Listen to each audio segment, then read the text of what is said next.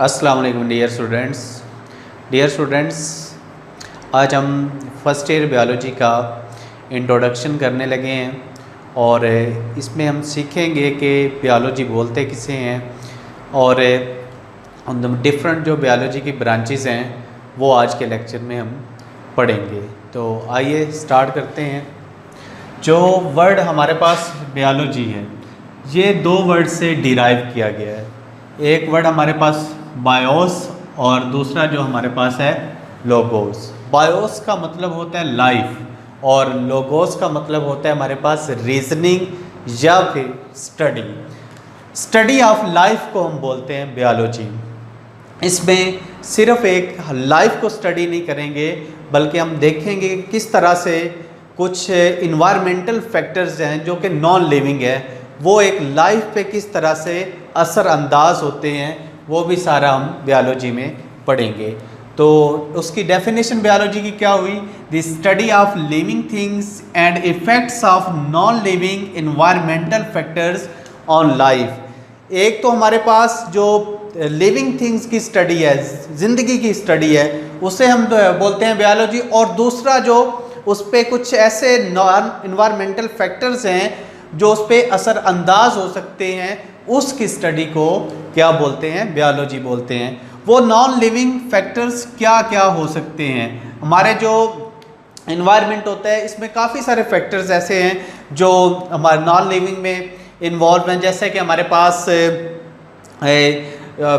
ये गाड़ियाँ हो सकती हैं, हमारे पास एसी हो सकते हैं, या कुछ बहुत सारी ऐसी चीज़ें हैं जो जैसे लकड़ी है, ये भी क्या है? नॉन लिविंग है। क्या ऐसे फैक्टर्स को हम बायोलॉजी में स्टडी करेंगे? तो आंसर है जी नहीं, ऐसे फैक्टर्स को हम बायोलॉजी में स्टडी नहीं करेंगे। हम ऐसे फैक्टर्स को बायोलॉजी में स्टडी करेंगे जो एक लिविंग सिस्टम के ऊपर, एक लाइफ के ऊपर असरअंदाज होते हैं। जैसा कि हमारे पास कार्बन डाइऑक्साइड है, ये पढ़ेंगे कि कार्बन डाइऑक्साइड का डायरेक्ट एक लिविंग सिस्टम पे असर है। और दूसरा हमारे पास क्या है? वाटर है, ये भी नॉन लिविंग है हमारे पास। ये हम पढ़ेंगे इसके बारे में कि किस तरह से लाइफ के, अब देखें हमारे पास जस्ट लाइक हमारे पास गाड़ियाँ क्या नॉन लिविंग है, लेकिन गाड़ियों के बिना हम जिंदा रह सकते हैं। ऐसी चीज़ें हम बायोलॉजी में स्टडी नहीं करेंगे। हम ऐसे नॉन लिविंग फैक्टर्स देखेंगे जो लिविंग ऑर्गेनिज्म के ऊपर इफेक्ट डालते हैं, जिनकी मौजूदगी और गैर मौजूदगी एक लिविंग सिस्टम के ऊपर असर रखती हो, वो सारा हम ऐसे फैक्टर्स को क्या करेंगे? बायोलॉजी में स्टडी करेंगे। वाटर आ गया हमारा, इसके अलावा कार्बन डाइऑक्साइड है, लाइट है। लाइट के बिना क्या है आपको पता होना चाहिए कि फोटोसिंथेसिस का जो प्रोसेस है ये लाइट की मौजूदगी में होता है। तो ऐसे सारे फैक्टर जो कि एक लिविंग सिस्टम पे, चाहे वो प्लांट्स हैं चाहे वो एनिमल्स हैं, उस पे असरअंदाज हो रहे हों, ऐसे फैक्टर्स को हम बायोलॉजी में स्टडी करेंगे। तो क्या हुई definition? The study of living things and effects of non living environmental factors on life is called biology. तो अब हम देखते हैं कि इसकी डिफरेंट जो हमारे पास ब्रांचेस हैं, आज के लेक्चर में हम हाफ ब्रांचेस को पढ़ेंगे और नेक्स्ट जो हमारा लेक्चर आएगा हाफ ब्रांचेस, उसमें हम डिस्कस करेंगे। तो पहली जो ब्रांच है हमारे पास जेनेटिक्स।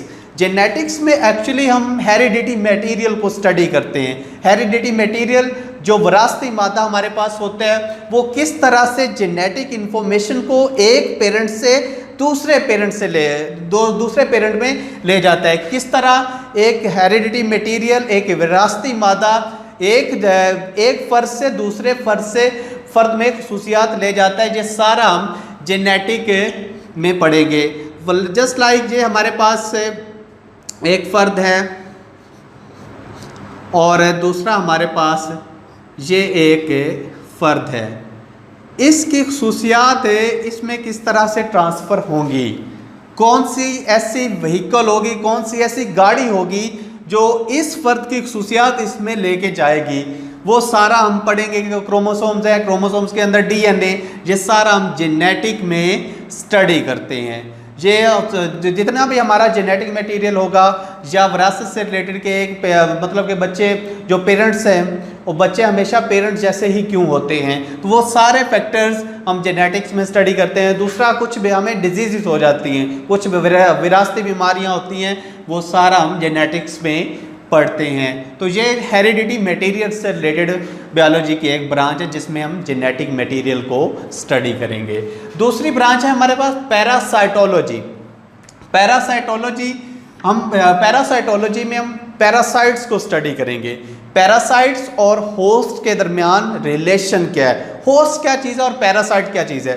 पैरासाइट्स ऐसी चीज़ों को बोला जाता है जो कि एक लिविंग सिस्टम के ऊपर रहती हैं, एक लिविंग ऑर्गेनिज्म के ऊपर रहती हैं और उसे नुकसान पहुंचाती हैं, और बदले में वो अपने होस्ट से जिसके ऊपर रह रही हैं उसे होस्ट बोलते हैं, अपने होस्ट से क्या लेंगी, वो खुराक लेंगी या किसी भी मकसद के लिए वो एक होस्ट के ऊपर रहेंगे। जैसा कि हमारे ऊपर जुएँ हैं, ये किस मकसद के लिए रहती हैं और हमें क्या नुकसान पहुंचा सकती हैं, और कुछ वायरसेस होंगे, कुछ बैक्टीरिया होंगे, ये और कुछ प्रोटोजोन्स होंगे, वो क्या है, सारे पैरासाइट्स हैं। पैरासाइट एक्चुअली ऐसी चीज़ को बोलते हैं जो किसी लिविंग सिस्टम के ऊपर रह रही हो और उससे खुराक ले रही हो।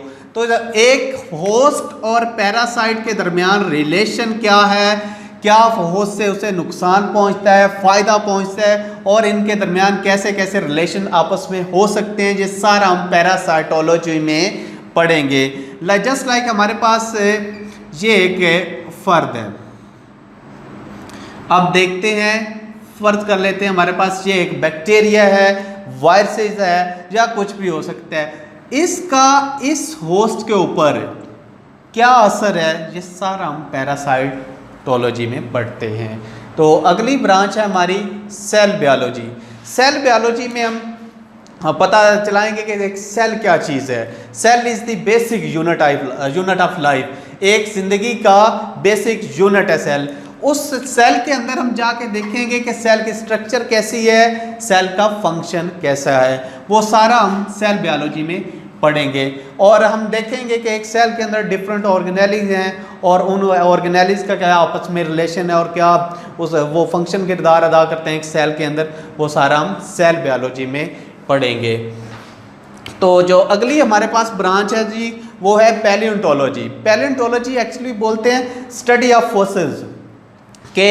स्टडी ऑफ फॉसिल्स में दो चीज़ें हम पढ़ेंगे, एक तो पैलियोंटोलॉजी और दूसरी हमारे पास है पैलियोबॉटनी। बॉटनी में हम क्या पढ़ेंगे कि जो हमारे पास पुराने वक्तों के प्लांट्स हैं उनके वो किस तरह से उनका एक लाइफ पैटर्न था, और जोलॉजी में हम पढ़ेंगे कि किस तरह से पुराने वक्तों के जो जानदार थे वो किस तरह से रहते थे, उनका मोड ऑफ लाइफ क्या था, वो किस तरह से खुराक लेते थे, किस तरह से वो इजेशन करते थे, खुराक को एक्सट्रैक्ट करते थे, और सारा जो पुरानी लाइफ है उसका एक पैटर्न जांचते हैं। इवन कुछ ऐसे हमें पुराने ऑर्गेनिज्म के निशानात मिलते हैं ज़मीन के ऊपर, चट्टानों के ऊपर, तो वो सारा हम पैलियोंटोलॉजी में पढ़ते हैं। प्लांट से रिलेटेड और एनिमल से रिलेटेड दोनों चीज़ें के बारे में हम पैलियोंटोलॉजी में पढ़ेंगे। तो अगली ब्रांच है जी हमारी टैक्सोनॉमी। टैक्सोनॉमी में एक्चुअली हम दो चीज़ें पढ़ते हैं, एक क्लासिफिकेशन और दूसरा नेमिंग। क्लासिफिकेशन हम डिफरेंट ऑर्गेनिज्म को, चाहे वो प्लांट्स हैं या एनिमल्स हैं, हम उनको उनके रैंक के लिहाज से उसको क्लासीफाई करते हैं। ये सारा हम डिफरेंट ऑर्गेनिज्म को क्या करेंगे, क्लासीफाई करेंगे, और दूसरा उसको साइंसी नाम देंगे। और इस टैक्सोनॉमी की हम इम्पोर्टेंस पढ़ते हैं इस ब्रांच में कि टैक्सोनॉमी की इम्पोर्टेंस क्या है और साइंसी नाम की इम्पोर्टेंस क्या है। जैसा कि हमारे पास एक कौवा है, इसके काफ़ी सारे डिफरेंट रीजन्स के अंदर डिफरेंट है। जैसा कि हमारे यहाँ कुछ लोग बोलते हैं जैसे कि ये एक ब्लैक बर्ड है, और कुछ कंट्रीज में इसका क्या नाम और भी हो सकता है, और डिफरेंट रीजन टू रीजन्स ये सारे नाम चेंज होते हैं। जैसा कि कुछ ऐसे प्लांट्स हमारे पास मिलेंगे, उनके नाम हम पंजाब में और बोलेंगे, केपी में और बोलेंगे, और इवन इंडिया में जाके और नाम बोलते हैं। तो ये एक कंफ्यूजिंग सिस्टम है। जैसा कि हमारे पास एक फ़र्द है, एक फ़र्द के काफ़ी सारे नाम हो गए, तो वो हम कैसे स्टडी करेंगे, ये पूरी दुनिया के लिए समझना तो बहुत मुश्किल है। तो लिहाजा हम क्या करते हैं, एक उनकी क्लासिफिकेशन कर लेते हैं, उनको एक क्लास के अंदर रख लिया, और दूसरा क्या किया, उसको एक साइंसी नाम दे देते हैं। और ये सारा काम हम टैक्सोनॉमी में पढ़ते हैं।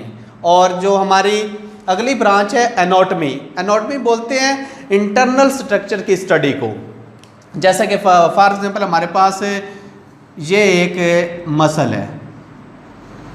अब देखिए मसल ऊपर से कैसा नज़र आ रहा है, इसके अंदर क्या होगा, इसके अंदर जाके देखेंगे कि इसके अंदर कुछ प्रोटीन्स हैं या जो भी है, एक माइक्रोस्कोप से हम देखेंगे कि इसकी इंटरनल स्ट्रक्चर, इनके अंदर क्या पाया जाता है। तो ये सारा हम एनाटॉमी में स्टडी करते हैं। किसी भी ऑर्गेनेली की, किसी भी मसल की या किसी भी हमारे ऑर्गन की इंटरनल स्टडी को हम बोलते हैं एनाटॉमी। इंटरनल स्ट्रक्चर को जब भी हम खोलेंगे तो हमें पता चलेगा कि इसके अंदर क्या क्या पाया जाता है, इसकी कंपोजिशन क्या है, इसका स्ट्रक्चर क्या है, इसका जेनेटिक मेकअप क्या है, ये सारा हम एनाटॉमी में पढ़ते हैं। तो आज के लिए इतना ही था। नेक्स्ट आने वाले लेक्चर में हम इंशाल्लाह इसकी कुछ और फर्दर ब्रांचेज हैं वो पढ़ेंगे। अल्लाह हाफिज़।